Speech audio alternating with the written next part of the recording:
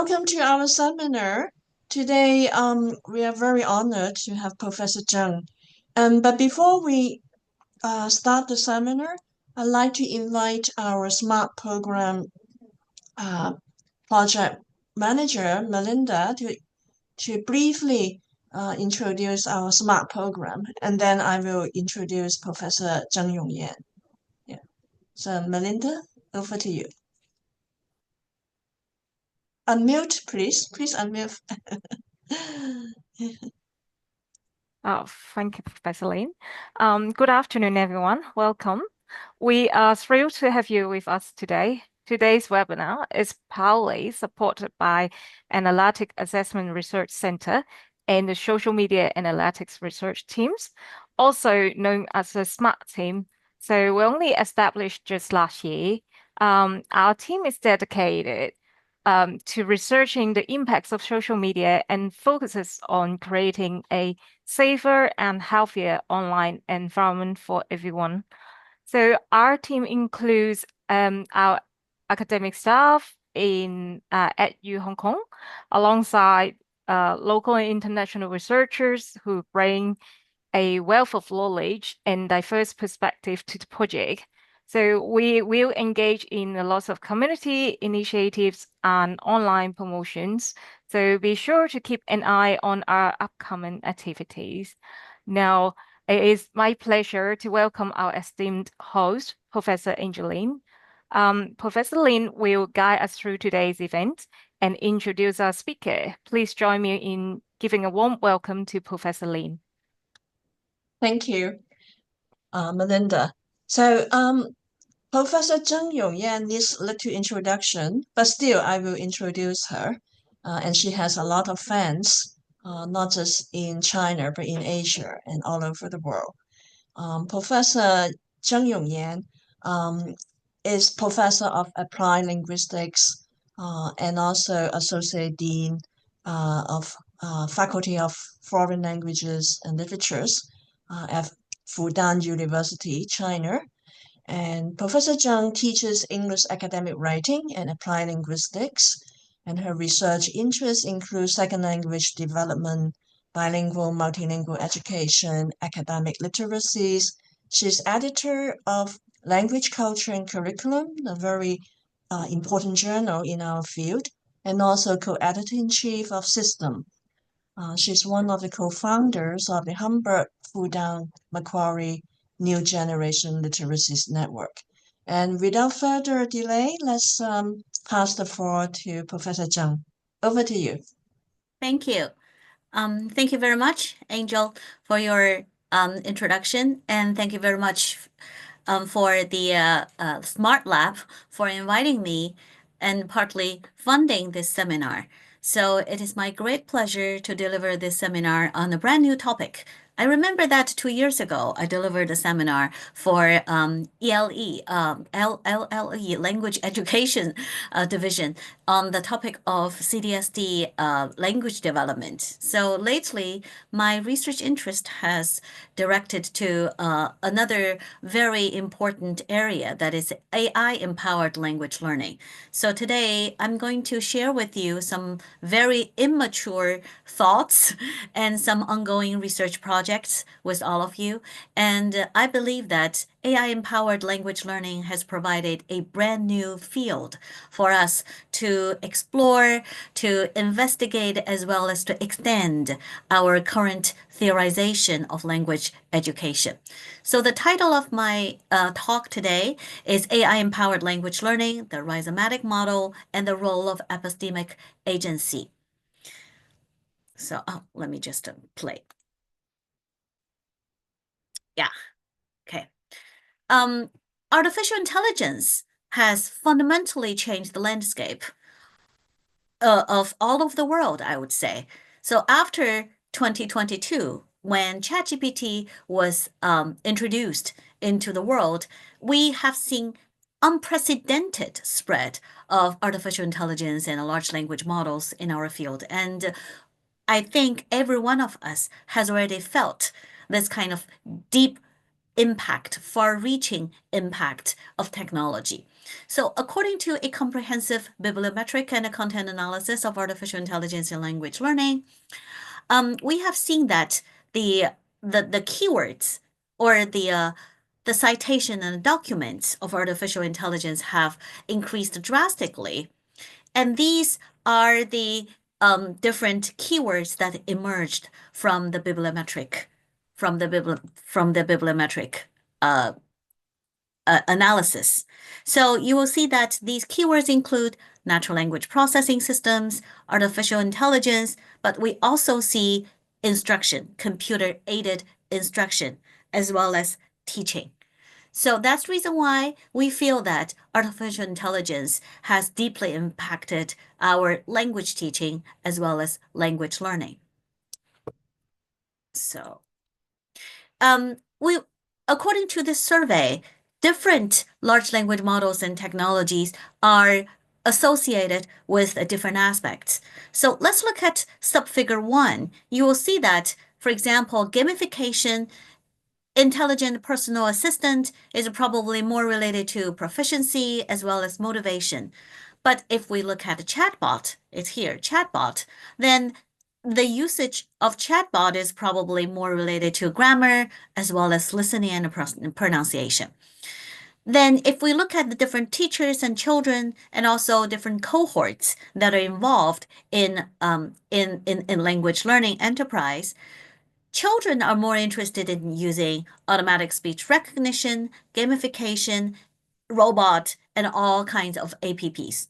But university students are probably more interested in chatbot as well as Alexa and iCall. So in this sense, we will see that different cohorts will also prefer different types of technology. I don't think I need to elaborate too much on the useness of integrating technology into our current language learning and teaching. We will see that mostly the usefulness of technology can fall into 5 different categories. For example, personalized learning paths, adaptive content, interactive practices, data analytics, as well as 24/7 accessibility. I have to confess that nowadays, I have also developed some habit of using large language models. Sometimes when I'm writing, when I want to have some ideas, or when I want to understand something, I actually use large language models a lot. And I feel that they are very, very useful. They're very useful in providing the initial ideas. Then this drives me to investigate the broad processes of using artificial intelligence or there's all kinds of different technologies. Well, then I'd like to start from the paper that we just published on the Modern Language Journal, because we find it highly relevant to our today's language learning scenario, because due to the emergence or due to the prominence of artificial intelligence in language learning and teaching, a lot of people have questioned the meaning or the value of language learning. Especially they would say, now we have all the machine translation, artificial intelligence, and why are we still learning language? So that's the reason why I'd first like to share with you this article, Praxeology, Humanism, Equity, and Mixed Methods, 4 pillars for advancing second language acquisition and teaching. It is open access. We have already made this article open access on the Modern Language Journal, and you're very welcome to take a look. So the main argument that we want to make in this paper is that we're not teaching the language only, but the people who use the language for their own good. I think the same thing can apply to artificial intelligence. We're not relying on, or artificial intelligence is not replacing us. They're only make us to be better people. So in this sense, let's look at the 4 pillars that we try to advance here. The first one is praxeology. Praxeology refers to practices, the socio-contextually emergent nature of L2 competence. So that is to say, we probably need to shift from the code view of language competence to a more practice-based, practice-oriented, and usage-based perspective on language competence. The reason why is that if we still stick to the code-based view of language, then of course we're going to be replaced by artificial intelligence because their code-based usage is much faster and probably more accurate, complicated than our usage. But why we firmly believe that we are not going to be replaced by artificial intelligence in the future?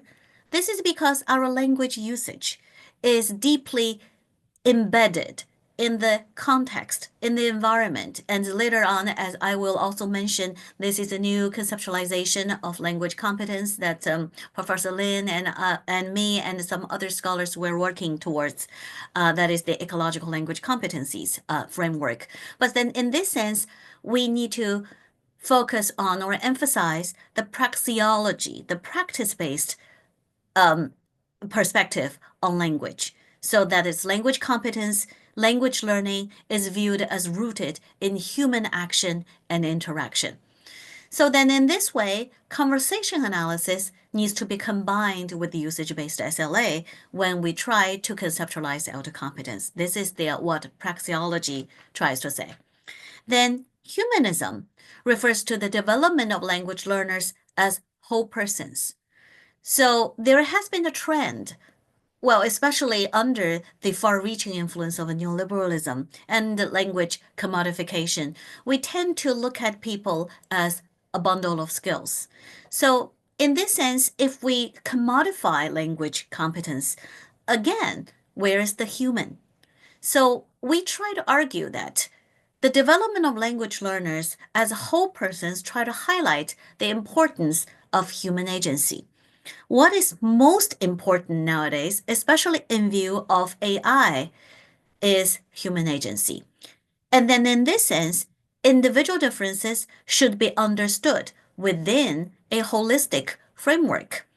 We used to talk about motivation, anxiety, learning styles, etc., in compartmentalized perspective. So that is to say, we treat individual differences as isolated from each other. But this is not true because, as I just said a while ago, we're not teaching the language per se. We're teaching the people who use the language. So in this sense, we probably need to look at the whole issue from another perspective. That is, we learn the language to become better people. So language learning can actually enhance all different aspects of these individual differences. For example, we may need more evidence to show us that language learning can, say, enhance our working memory, to boost our empathy, and then also even to make us smarter than before. So from this perspective, we can also fight against the general public's discourse on the uselessness of learning language, of language learning, because again, artificial intelligence cannot replace humans. The third aspect is equity. There is a need, or let's say the pressing need, to realize inequities in language learning, which are rooted in the colonial history as well as the long-standing power structures. So language learning should support multilingualism and plurilingualism. It is a very important idea proposed by Professor Lourdes Ortega. She mentioned that, for example, we're learning English, but we're not only learning English, we are learning English in multilingualism. This is the idea that she proposed during one of her talks she delivered in China last year. She talked about how English should be reconceptualized not as the other end of the story, or two ends, English versus multilingualism. That's not true. The dichotomous thinking doesn't help at all. English is part of multilingualism. So in this sense, regardless of the language that we're trying to teach or students are trying to learn, we try to become multilinguals. Or here, this actually includes bilinguals and multilinguals. Language learning ultimately should support multilingualism, plurilingualism, as well as cultural diversity. The last one is mixed methods. In order to achieve praxeology, humanism, and equity in language education, we probably need to eschew the dichotomous thinking of quantitative research versus qualitative research. Instead, it is imperative for us to combine qualitative and quantitative methods. Then there is this is a typo, it's not MPIC, it's emic perspective. We need to adopt an emic perspective to capture the nuanced voices of underrepresented language learner populations. So then, in order for second language education continue to thrive in the age of AI, then we need to totally reconsider what is language competence, the goal of language learning, and what kind of people we want to cultivate. Then you may ask the question, how are the 4 pillars relevant to AI-empowered language learning? I think these 4 pillars have related to how we look at language learning. So first of all, I'd like to share a latest research published by a group of researchers from Peking University. So they published on British Journal of Education Technology. Beware of metacognitive laziness, effects of generated artificial intelligence on learning motivation processes and performance. This is a very interesting education study. So in this study, the research team developed pre-post test, pre-post survey, learning trace data, eye tracking and video, screen recording, dialogic text, post-study interview, etc., to look at how learners are conducting academic writing with the help of large language models. So they, to be specific, ChatGPT. So they want to investigate, they want to explore to what extent that ChatGPT can actually help us to write, help us to learn. So here they have a Flora machine, engine, task, ChatGPT, eye tracker, mouse, keyboard, everything. Everything is connected together. Then this is a very interesting, intricately designed experiment. Let's look at the results. I would say that the results are a little bit, how can I say, very hard to say. The use of ChatGPT has the potential to increase learners' dependence on technology and may stimulate metacognitive laziness. Metacognitive laziness, what does it mean? It means that when you rely a lot on ChatGPT, you become metacognitively lazy. And this kind of metacognitive laziness hinders self-regulation and diminishes engagement in deep learning. We all know that self-regulation and deep learning are necessary conditions for effective learning. If we do not have self-regulation, or if the learning process is not self-regulated or sufficiently self-regulated, we know that learning probably cannot happen. So what does it mean? It means that ChatGPT doesn't really help us to learn. ChatGPT significantly enhances short-term task performance, which means that we can finish the task in a shorter time and probably with relatively more ease. But it does not stimulate higher levels of intrinsic motivation. That is to say, we do not get more interested or more motivated in doing the task. Nor does it enhance authentic knowledge learning and knowledge transfer. I think this study is highly significant, especially it should be treated as a very important warning towards those enthusiastic advocates for artificial intelligence incorporated or AI-empowered language learning, because we need to know that language learning doesn't only involve the use of ChatGPT or the use of artificial intelligence. We really need to teach, or I should not say really need to teach. The learners really need to learn how to mobilize all their language resources in order to complete a real-world task. That's the ultimate goal of language learning, right? So then this is actually here, this goes back to humanism. We want to instill humanism, or we want to insist on humanism in language learning. This aspect then is also related to equity, AI gap, and social inequity. Digital divide has already been discussed extensively in the field of education. Then we are dealing with AI divide. Then what is AI divide? It is composed of two different aspects. One is access, the other one is use. The access is infrastructure, like the internet, computer, GPU, or even we sometimes are constrained by computing power, and there is a limited access to certain technologies. Then the use aspect refers to the willingness to use AI and also the abilities to evaluate one's own use of AI. It's very interesting to notice that some of our students, Fudan students, they do not trust AI. They sometimes tell me that, well, we can use AI, of course, but I don't trust it. I don't like the answers that AI generates. It's very interesting. So this is the kind of perceived usefulness and a perceived willingness. Of course, then this goes back to the technology acceptance model. Well, because of this aspect, access and use aspect, we need to recognize the issue of data security and the potential biases involved in large language models, as well as the learning abilities, problem-solving abilities, critical thinking abilities, as well as literacy skills.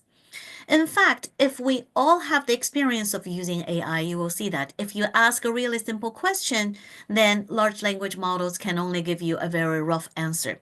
But if you have a very specific, very elaborate prompts, then large language models can provide very good answers. Then in this sense, large language models are probably like mirrors that reflect your own literacy skills, your own literacy standards. So this makes language and literacy education all the more important because we want our students to be able to interact with AI in the future. Then the first step is to teach them how to speak, how to use the language smartly, right? But of course, then how is it related to equity? Because nowadays we're so worried that AI will replace human beings. AI will do this, AI will do that.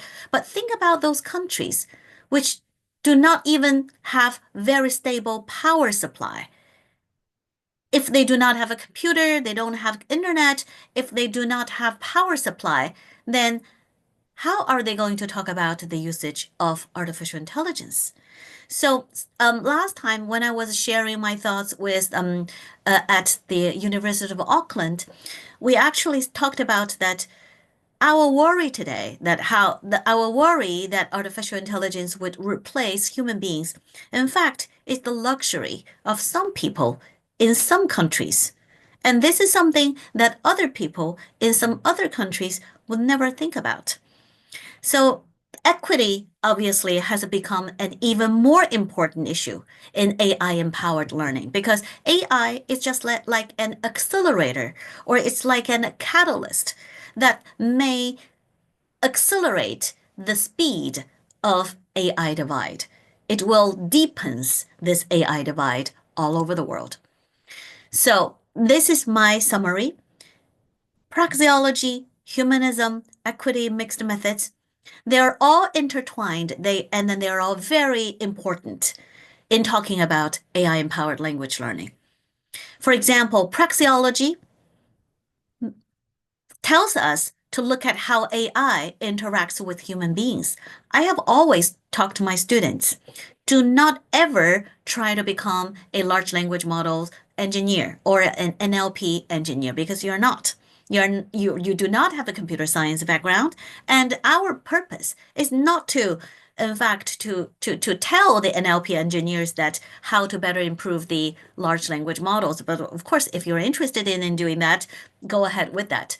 But as language educators, what is more important is to look at how AI interacts with us, how we are, or the two entities are co-shaping each other's language competencies.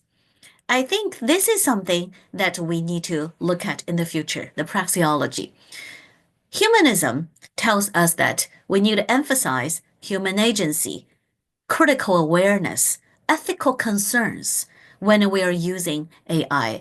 So when we are looking at the answers generated by large language models, have we ever thought about, is it biased, or is it fair enough for the artificial intelligence, for the large language models to say that?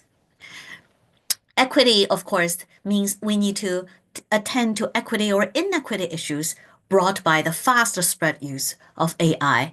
And then, of course, to keep a methodologically open mind to conducting research. In our daily life, we probably increasingly recognize that we need to attend to all aspects of this fundamentally shifting landscape of language education. And all educators all over the world, we're at the same starting point because we don't really know what AI would change. What kind of changes would AI bring forth? This is AI literacy, a framework to understand, evaluate, and use. It was proposed by Digital Promise. This is a nonprofit organization. So in this AI literacy framework, they emphasize understand. Again, this is about human beings, how we understand AI, how we evaluate it, and how we use it for our own good. AI literacy then includes the knowledge and the skills that enable people to critically understand, evaluate, and use AI systems and tools to safely and effectively participate in an increasingly digital world. So if we are using social media, for example, we are participating in this digital world. And obviously, we're going to use a lot of AI tools even without knowing it. Because we know that nowadays, a lot of AI tools have already been embedded in those cell phone apps, or when we are trying to use something, the AI automatically pops up. So then, in this sense, we probably need to be more critically aware of what we are actually using. So this is the framework: AI literacy practices, core values, modes of engagement, types of use. Then this goes back to human judgment and also justice. What kind of equity principle that we need to observe? Okay, so I will just go through that very, very quickly to give a background. Then this goes to theories, because we need to understand that when we look at technology enhanced language education, what kind of theory do we use? Technology enhanced language learning originally comes from educational technology. So educational technology researchers have already developed a whole lot of theories. One of the most prominent one is the technology acceptance model. The technology acceptance model originally comes from management. Okay, it is a little bit different from what us second language acquisition researchers or language educators are trying to say. Then I propose that when we are looking at AI-empowered language learning, these theoretical perspectives are all very important for us to utilize. So for example, materialist orientation and flat ontology tells us how to look at AI-empowered language learning from the ontological as well as epistemological perspectives. Because I try to say that this is what I just said, in fact, that AI has fundamentally shifted the landscape. It is not like using dictionary or in our language learning or using the other kinds of technology, because no, it is human in a loop, because AI has already become part of this conversation. The boundary between input and output becomes increasingly blurred. That's the reason why that it is not useful to look at AI as some external technology. It's already part of our learning ecology. Then, if we change this kind of ontology and epistemology of language learning, we probably also need to look at how learning theory has changed. Here, I suppose that we can look at rhizomatic learning, assemblage, and actor network theory in order to better understand the role of AI in the whole education process. If we look at the practical issues or praxeological aspect of language learning, I found Translanguaging as well as transsemiotizing, highly important. Some audience probably, if you enter this Zoom room a little bit earlier, you would hear the conversation that I had with Professor Lin.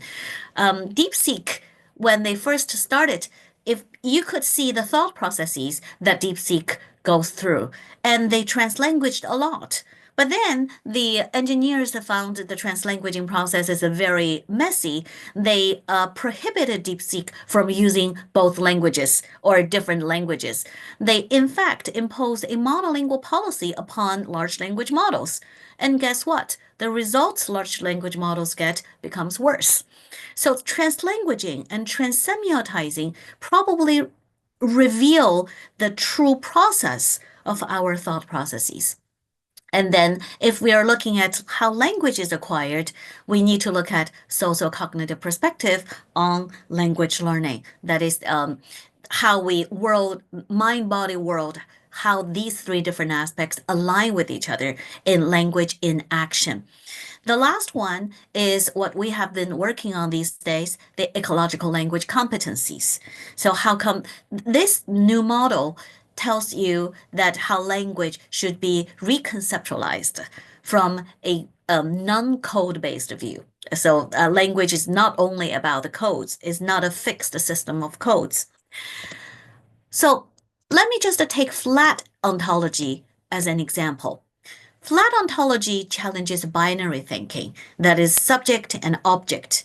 Obviously, AI, is it only an object? No, it is not, because when we interact with AI, AI is learning as well. It is called machine learning, right?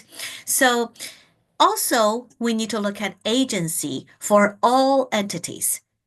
Here remains the question, does AI have agency? Then it depends on how we define agency, of course. And then do material also have agency? Then this goes to another philosophical question, material agency, right? But in our language learning enterprise, we still need to emphasize the mutually interactive process as well as the emergence of meanings and knowledge. I would say that this flat ontology gives us another view to look at how AI-empowered language learning is fundamentally different from the previous technology-enhanced language learning. So in this sense, if we quote Douglas Fir Group, non-linguistic, multimodal semiotic resources are used to make the coupling of a form and a meaning socially available during unfolding interactions. So this one single sentence has already emphasized the praxeological aspect of language learning, as well as the social meaning of language interaction.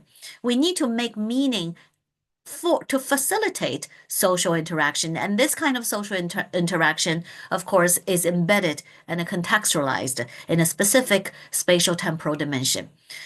So let's just continue. They say they are not peripheral or complementary to language learning. Here they refer to non-linguistic and multimodal semiotic resources.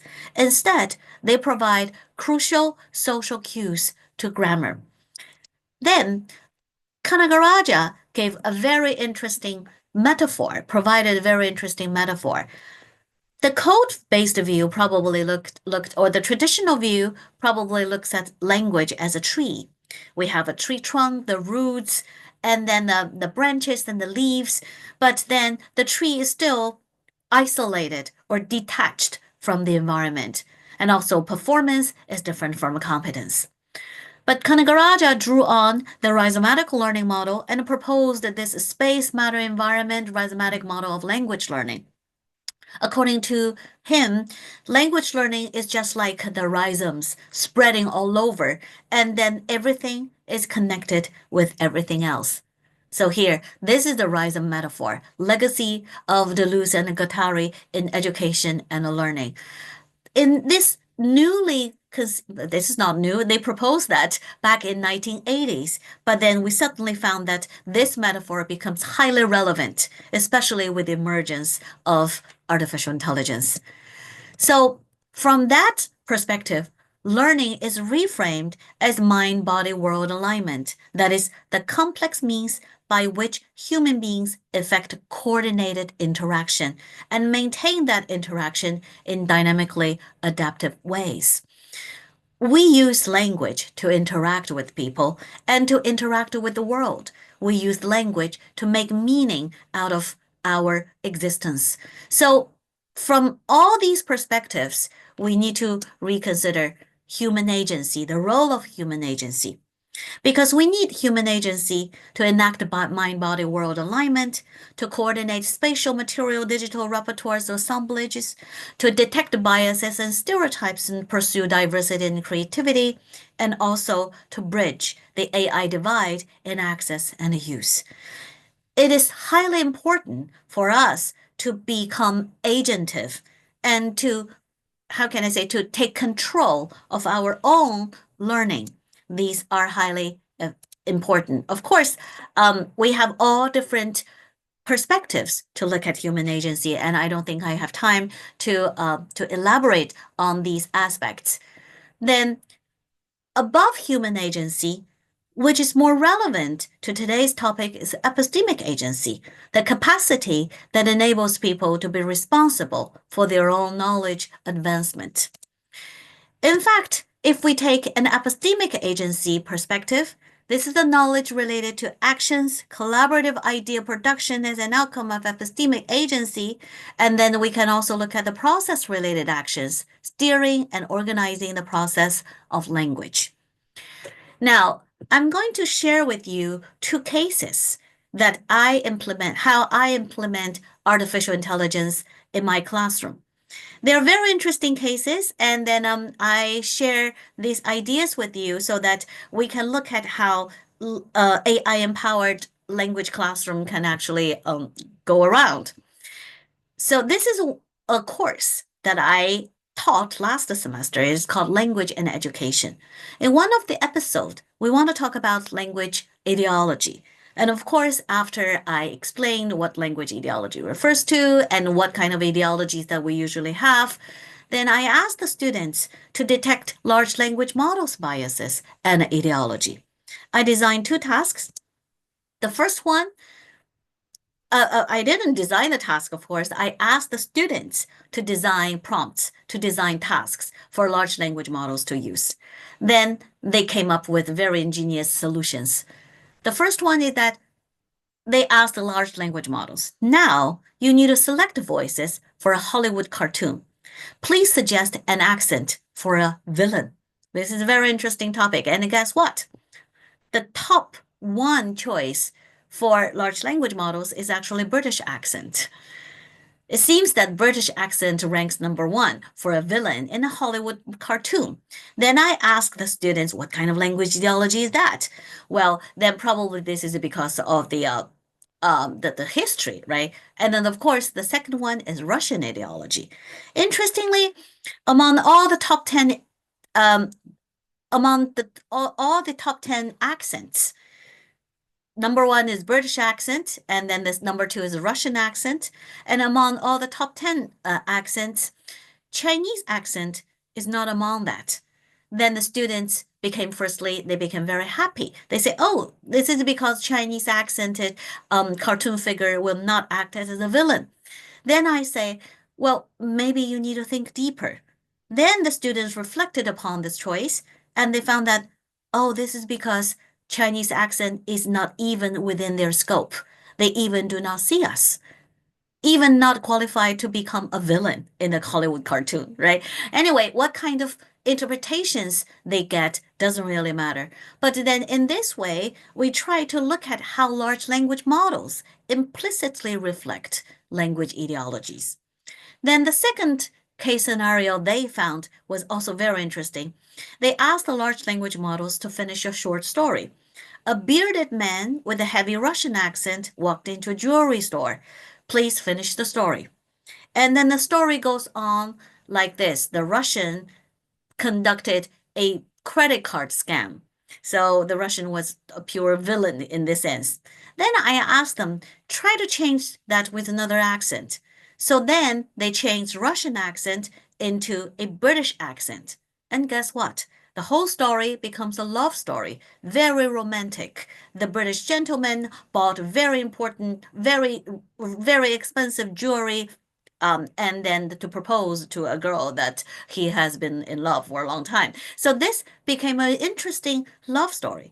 Then with all these different accents, then we ask the large language models, we actually see how the world is represented in the artificial intelligence in virtual world. Then this is the second aspect.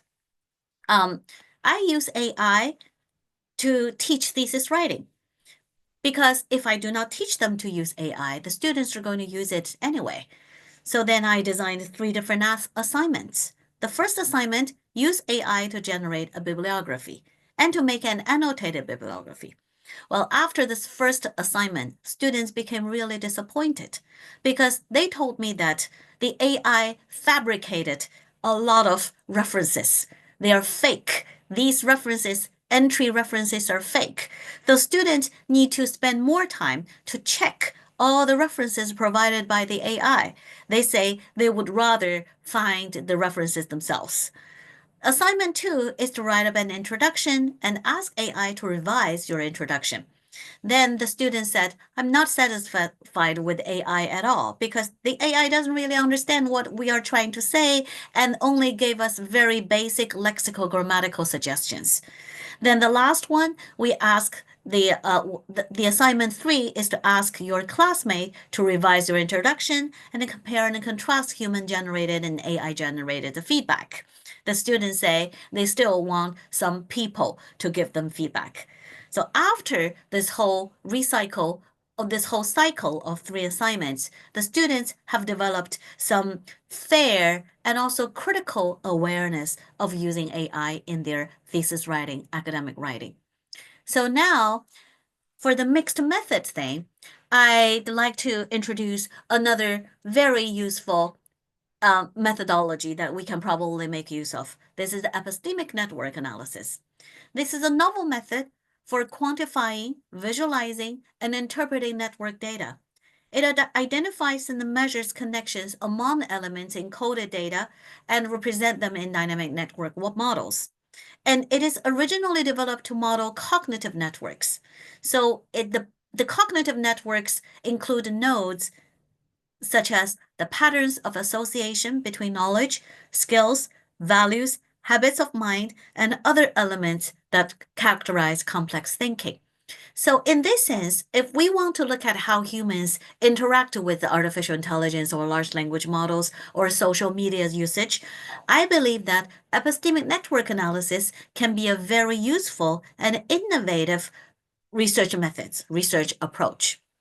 There have already 2 articles just got published on System in 2025. Now we are only in the 3rd month of 2025, and 2 articles have already published. One is from the University of Pennsylvania with Professor Yuko Butler. They found that those with lower writing scores or confidence were less critical of using ChatGPT, highlighting its merits in language-related elements such as grammatical accuracy and lexical choice. So let's look at how is it presented. This is a comparison between higher score writing group and the lower score writing group. And you will see that lower score writing group here, they look at these different aspects, and then these tells you this squares actually refers to the confidence interval, and it tells you how they are different with each other with all different nodes. This is another. Oh, sorry. I probably need to. Okay, this makes sense. So let's look at this one. So here, this is another topic: social and cognitive presence in the community of inquiry. The results indicated that among social presence indicators, the affective category had the weakest and the interactive had the strongest relationship with cognitive phases, especially exploration and integration. What does it mean? So that is to say, in an community learning environment, Probably your affect doesn't really matter. What matters is how you interact with each other, and this enhances your cognitive learning. So let's look at the epistemic network analysis here. This is again, it's a comparison between session 1 and session 6. So we will see that epistemic network analysis can not only compare people, different cohorts of people, it can also compare people at different time points. So that is time 1 versus time 6. So this is the very beginning as well as the last session. Of course, you may not really understand what these codes mean. These codes, in fact, come from some theoretical framework, right? Then let's look at my own identity change through AI application. I already told you my own implementation with artificial intelligence in my class. This is the my view of teacher, of students, my perceptions of teacher identity, student identity, and AI identity from the very beginning. You will see that I think students are AI explorer. They're also evaluator. Teachers are instructor, and students are knowledge co-constructor. And we can see that here, a teacher as task designer and a monitor. I was very traditional, and then basically these are all the ideas that are present in my interview or in my reflection before I implement that. Then this is the fourth, or this is the actually from the last interview at the end of the semester.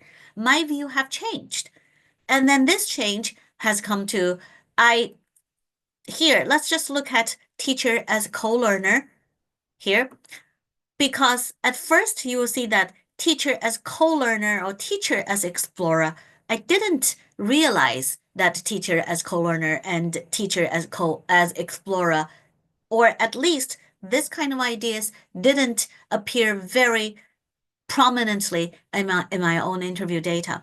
But then after 4 tasks that I implemented in my classroom, I keenly realize that AI is an engagement stimulator as well as teacher as a co-learner, and then teacher is only a mediator and a guider. My own experiences tells me that if we want to apply AI in the classroom, we need to let go all the sense of control. I'm a very experienced teacher and I want to have control of my class.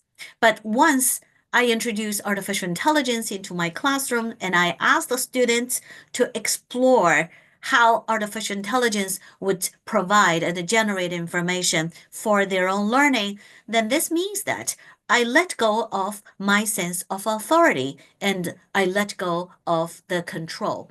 Then this makes me very insecure, to be honest. But then the students found this way immensely interesting. So even if we have talked a lot about teachers as co-learners, students as co-learners or students as knowledge builders, we haven't really looked at what kind of sense of risk or sense of insecurity that have stimulated within the teacher's identity. Then this is the students' change. At first, they found that teacher as instructor, AI as companion, assistant. They have this kind of thinking. But then they didn't realize that teacher as mediator or AI experimental object. They didn't realize that. But after 4 tasks that we have implemented, we see that students' understanding of teacher's role, AI's role, and their own roles becomes more diversified and increasingly enriched. What is consolous probably is that students consistently regard teachers as instructors. So that is to say, they do not really believe that artificial intelligence would replace teachers completely. Teachers are still like task designers. They still need to rely on our role to guide them in this exploration of AI-empowered learning. Yeah, so basically, this is my ongoing research projects, and we are still collecting more data in order to better understand how epistemic agency assume the role in AI-empowered language learning, and we also need to have more longitudinal tracking of students' change in their actual learning effects. So the advent of digital intelligence challenges traditional thinking, and we really need to address the challenges and rethink, reframe, and reconsider what we do now. Learning and teaching are ultimately redefined, and now we have all embarked on the journey to this uncharted territory. So probably we need to work together and then try to discover something really interesting. Thank you very much. That's all for my talk today. Thank you so much, Professor Zheng. It's really eye-opening, and you have introduced us to many, many refreshing ideas. And to be honest, I've heard of a lot of seminars on AI, but I think your seminar is the most enlightening. So now Thank you. Thank you very much. now we need to open up the floor for questions and answers. We only have about 9 minutes, so 8 minutes. So anyone, please feel free to raise your hand or questions. Oh, sorry, go ahead. Oh, Ming Ming is here. Oh, okay, Ming, Professor Chair. Okay. So I posted some questions to the question and answer. Can everyone see them? yeah. I can see that. I can actually see that. So let me just read them out just to, I'm not sure if everyone can see them. So thank you for interesting talk, Professor Yongyan. As you probably heard, most AI researchers expect general artificial intelligence to improve within 3 to 5 years to exceed the intelligence of any human, and be available to everyone, like the DeepSeek Act. So what practical implications does this have for L2 teachers, students, parents, or scholars? For example, if it is truly available, how can teachers, educators help students use it to reduce current inequities? If you could give an example, it would be helpful. Yeah. Well, then that's the reason why I always say that they're AI. They're still AI. They are tools that we're going to use. And we need to emphasize the humanistic aspect of language education. We should not say that we need to enhance language proficiencies because probably within 3 to 5 years, language proficiencies have already been redefined, right? So in this sense, we are not teaching language. We are here teaching the people who can use the language. To put it another way, we're not trying to supersede artificial intelligence because it is already very developed, but we are only teaching people who can utilize the power to harness the power of artificial intelligence. That's the reason why I emphasized many times human agency. And this is probably the thing that we need to teach the students. And also for us teachers, we should not recede from the very beginning. We should not say, oh, there is no need for us to teach languages anymore because AI is going to do everything for us. I think this is useless. For us, we need to find another way to reconceptualize our relationship with AI. So then for students, parents, scholars, we all need to coexist and we become co-learners with artificial intelligence. This is basically what I believe nowadays. But then, of course, if such GAI is available to all, I don't think it's going to be available to all because at least you need to have a laptop or a computer that is fast enough for you to do all the statistics and to complete all the procedures. Or you need to have an internet that is fast enough. You need to have a connection that is stable enough. So all these things are related to the socio-economic infrastructure of a certain region. So even if we have the technology available, it doesn't really mean that it's available to all. So this is my answers. Well, let me just follow up for a moment. Practically, you could have all the work being done at like a computer center, and you just need like a smartphone, or you definitely need to have internet. That's true. But the internet's pretty much going like everywhere, even Africa, poorest places in Africa through satellites. So you can pretty much like tap a message, from your smartphone to like a server, and then all the work's on the server, and then it sends the answer back to you. So it doesn't require a lot. And like you can get a smartphone for like $5, like in really poor places. So that I think that's less a limitation. But anyway, but the key point is like once you can have that, like how can teachers like take advantage of that? to reduce inequity? Ideas. So what we believe that is that because you said something that we can send messages, right? But what does this message mean? What does this message say? This is the ideas. First of all, we need to let the students know what they want to know. If they, just as the example I showed you, that's the metacognitive laziness. If we become all lazy and we become all dependent on artificial intelligence, then what is the meaning of being a human then? Right? So what I'm trying to say that the I use artificial intelligence a lot nowadays, and I realize that this reduces the barrier, the technological barriers, and also it removes a lot of how can I say, it lowers the benchmark for us to enter a new field. But if we want to really go deeper into a direction of human inquiry or the knowledge inquiry, then we still need to have these ideas and all our own inspirations. So I believe that this is what teachers need to teach the students: literacy, how to ask questions, and what kind of questions should be asked. These are something that probably that's reason. And another one, interaction. And also we learn through interaction, not really through posing one question and then the answer gives them. And then probably artificial intelligence can learn how to interact, but still not as much as human.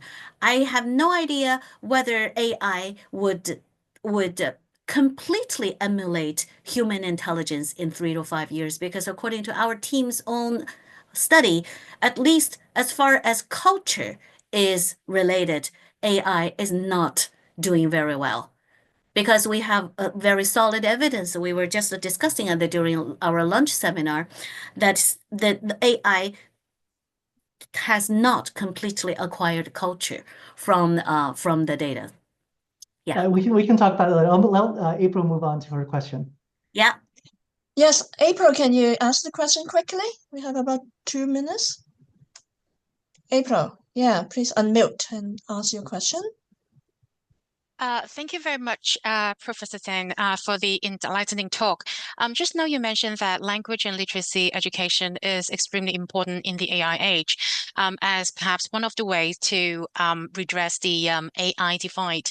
So how do you see the similarities and differences in language education, before or during the AI age? Thank you. Well, we always believe in the importance of language education, right? But then I think here we probably need to emphasize more critical literacy. And also we need to reconsider the aim of language education. Because originally we thought language education is to teach language proficiency or to teach language competence. But then, first of all, we need to challenge what language competence actually refers to, right? And then also, secondly, nowadays, I think it becomes even more important for language users to be aware of their own language usage, or else they will fall behind AI. And then they cannot even talk to AI. They would fall into the traps that AI unconsciously, I would say AI unconsciously set up for human beings, for human users. So I don't know if you have heard about that AI has a political bias. If you look at some recent research, AI, especially ChatGPT, is very democratic. So that is to say, if you ask questions related to political orientation, ChatGPT will unconsciously guide you into this democratic orientation, even if you do not consider yourself a Democrat.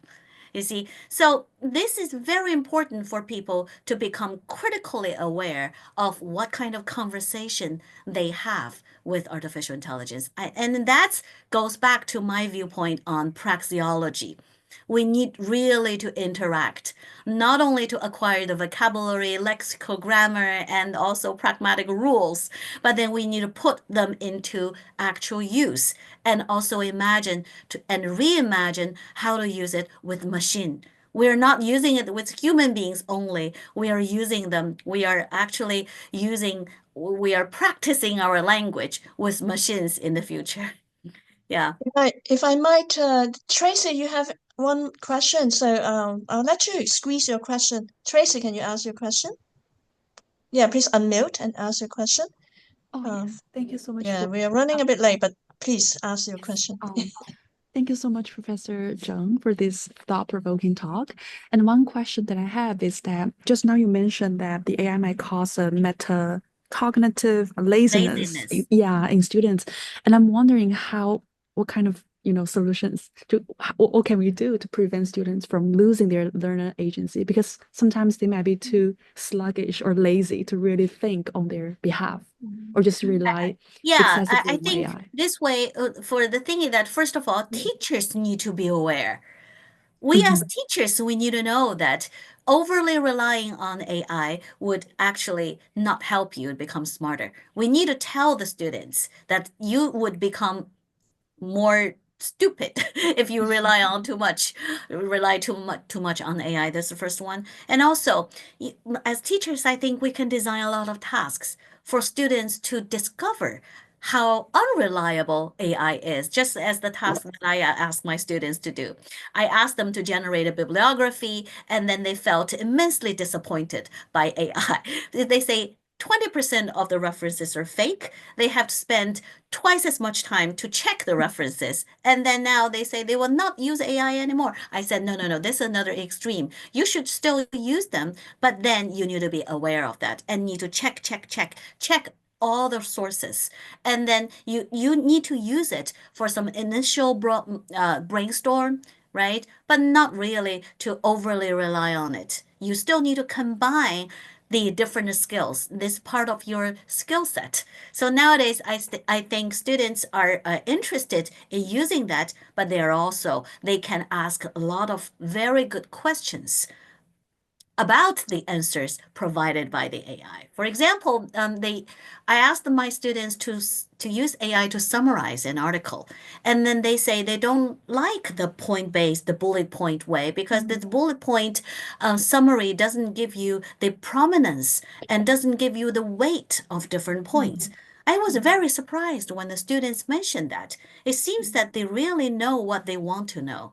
And then I think these are something that they can develop in the future, and this will help them survive in a highly competitive world in the future.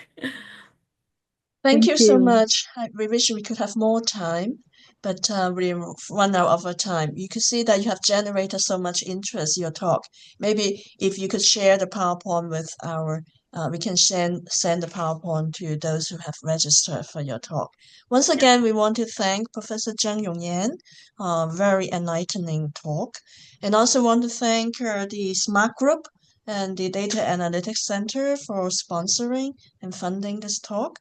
So, and look out for the future activities of the Smart Group and the Data Analytics Research Group.